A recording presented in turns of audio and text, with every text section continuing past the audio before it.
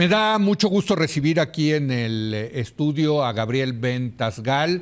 Él es un especialista en Medio Oriente y lo invité para hablar del conflicto que sigue ocurriendo en la Franja de Gaza y en Israel. Gabriel, ¿cómo estás? Muy buenas noches. Un placer, Leo. Gabriel, decía Amos Oz, el gran escritor israelí, ¿no?, que el conflicto en el Medio Oriente era una disputa territorial de la cual se le habían apoderado los fanáticos de ambos lados. ¿Cómo ves esta definición? Que lamentablemente es parte del síndrome del espejo. A ver. Como yo creo que el conflicto es territorial, considero que todos piensan igual. Como yo soy laico, todos son laicos. Sí. Para el Hamas el conflicto es un conflicto totalmente religioso, igual que para ISIS o para Al-Qaeda o para Hezbollah. Por eso, para hablar de Medio Oriente es muy importante saber clanes, tribus y religión. Los conflictos materialistas son conflictos que nos enseñan en las academias, en las universidades. Pero sí hay una disputa territorial. Pero es solucionable, Gabriel, ¿eh? Es solucionable y fácil. En el año 2008 se estableció un plan, que es el plan Olmert, que establece que habrá intercambio de territorios del 6% entre palestinos e israelíes, Jerusalén sería dividida y habría una carretera para unirse Jordania y Gaza. Hay solución territorial para el conflicto palestino-israelí. Y entonces tu punto es que no se puede llegar a una solución porque esto trasciende la parte territorial. Se puede llegar a algo porque tienes que hablar de teología, en este caso islámica. Se puede llegar a algo porque en el Islam radical, cuando tú eres más fuerte que las fuerzas del Hamas, por ejemplo, se puede llegar a algo llamado utna, que significa tregua, que se puede violar si favorece a este lado del Hamas, por ejemplo. Se puede llegar a algo parecido. Con Egipto, Israel tiene una utna, una tregua. Cuando tú escuchas lo que dice el Hamas, cuando atacó a Israel, no dijo territorios, que viva la revolución y que viva Marx. Lo que dijo fue Allahu Akbar. Y Allahu Akbar significa Alá es el más grande entre los dioses. El mensaje es religioso y cuando violaron a israelíes lo hicieron porque las fuerzas antiguas de Mahoma también violaron a sus enemigos, y cuando degollaron a personas lo hicieron porque en el año 629 las fuerzas de Mahoma degollaron a alrededor de 1000 judíos en el oasis de Keibar. Todo tiene que ver con religión, lamentablemente, para el Hamas. Y déjame decir, del otro lado también están los religiosos judíos que dicen hay que quedarnos con la Jordania, porque ese es el Israel, digamos, tradicional, en donde está la tumba de Abraham y de Rebeca y etcétera, ¿no? O sea, también del otro lado hay fanáticos religiosos que están pensando en siglos pasados, no en el siglo XXI, Gabriel. Es cierto, pero en el judaísmo tradicional una persona no puede entregar su vida por tierras. La tierra no vale lo que una vida. ¿Cuándo una persona judía que sabe religión puede entregar su vida? Si te obligan a tener relaciones sexuales con tus hijos, si te obligan a creer en otros dioses, si te obligan a asesinar a otra persona, tu vida no vale más que lo que vas a enseñar. Por lo tanto, ceder tierras para que haya paz es teológicamente correcto. Ahora, entonces, tu punto es que el tema de Hamas es que hay que entenderlo desde el punto de vista del fanatismo religioso. Y hay que decirlo, no todo el Islam es una interpretación del Islam, ¿o no? Te digo cifras. 1.600 millones de musulmanes.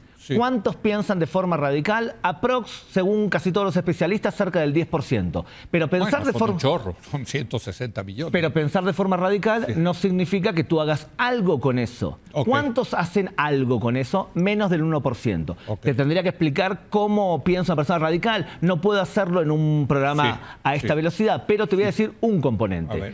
Toda persona que piense que todo lo que hizo Mahoma, el profeta del Islam, es perfecto e imitable, piensa de forma radical. ¿Por qué? Porque, por ejemplo, Mahoma se casó con varias mujeres, la tercera mujer se llamaba Aisha. Aisha tenía 6 años cuando se casó con Mahoma. Tuvieron su primera relación sexual a los 8, por lo tanto, un radical islámico que piensa que todo lo que hizo Mahoma es masum, perfecto, se va a casar con una criatura, y entonces esa actitud es radical. Ahora, dime qué puede hacer Israel frente a estos radicales fanáticos religiosos que creen esas cosas. ¿Qué puede hacer un Estado democrático, moderno, en fin, que tiene que enfrentar a estos fanáticos? Para mí, yo odio a los fanáticos de cualquier lado, que quede claro, pero ¿qué puedes hacer? Lo mismo que Occidente. Digo, ya vimos lo que pasó en 7 de octubre, Gabriel. Lo mismo que Occidente. A ver. Triunfar. What does that mean, como se diría en inglés? ¿Qué significa eso? ¿Qué significa triunfar? Significa que el Hamás deje de gobernar en la Franja de Gaza. Sí. Que el Hamás deje de tener misiles en la Franja de Gaza. Intentar que fallezca la menor cantidad de civiles palestinos inocentes. Sí. Tiene que hacer acciones para poder permitir que luego volver a dialogar con los palestinos que no sean radicales. Para poder triunfar, tú no puedes eliminar una ideología, porque la idea es más fuerte que la persona. Tú puedes erradicar al arma, al político, digamos al militar que hace esa acción bélica. Erradicar la ideología del Hamás es como erradicar la ideología de ISIS o la ideología de Al-Qaeda. Es mucho más fuerte que el misil. Pero no le puede pasar a Israel lo que le pasó a Estados Unidos en Irak y Afganistán, que sí derrotaron militarmente a Al-Qaeda, pero acabó generando ISIS, ¿no? O sea, la idea otra vez, se recompuso la idea en una nueva organización, Gabriel. Totalmente, porque la ideología permanece. Por eso, entonces ¿de qué depende? Depende de varias cosas, entre ellas de una reforma interna dentro de la religión para que los moderados sean superiores, pero también depende de ti y de mí. Sí. Por ejemplo, si nosotros como occidentales legitimamos a países radicales que educan al extremismo, por ejemplo como Qatar, nosotros en Occidente le dimos a un país que es yihadista, que tiene una televisión yihadista, que fomenta y que le ha pagado 4.700 millones de dólares a universidades de Estados Unidos para fomentar el yihadismo, y no en vano tienes manifestaciones antisemitas en universidades de Estados Unidos.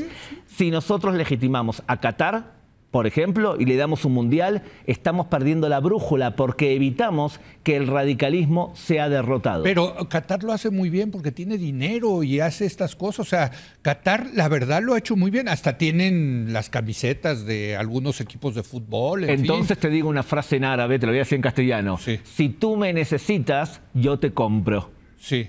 Entonces, si tienes dinero, la pregunta es si nosotros como occidentales estamos dispuestos a ser comprados por cualquier radical que nos ponga arriba de la mesa una cantidad de millones de dólares. Bueno, es que a ver, la fuente de poder en ese sentido económico es el petróleo. Y por suerte estamos viendo que el Medio Oriente se da cuenta que estamos viviendo un periodo postpetrolero. Y los países del Medio Oriente empiezan a reformarse. Por ejemplo, Arabia Saudita. ¿Te acuerdas que Arabia Saudita hace poco tiempo le permitió a las mujeres conducir? Sí. ¿Sabes por qué? Porque la mitad de la fuerza laboral del país son mujeres. Sí. Si no conducen, no pueden trabajar. Ellos entienden mejor que nadie que el petróleo se acaba como fuerza económica fundamental y por lo tanto hay que diversificar la economía. Si entendemos esto, se entiende también por qué dentro de poco va a haber un acuerdo de paz entre Israel y Arabia Saudita. De hecho, estaban a punto de lograrlo y fue cuando Hamás atacó a Israel el 7 de octubre. Porque se dice que parte digamos, del timing del ataque tiene que ver con que Arabia Saudita, con lo que representa para el mundo musulmán, iba a firmar la paz con Israel. ¿Y quién estaba interesado en que no se firme?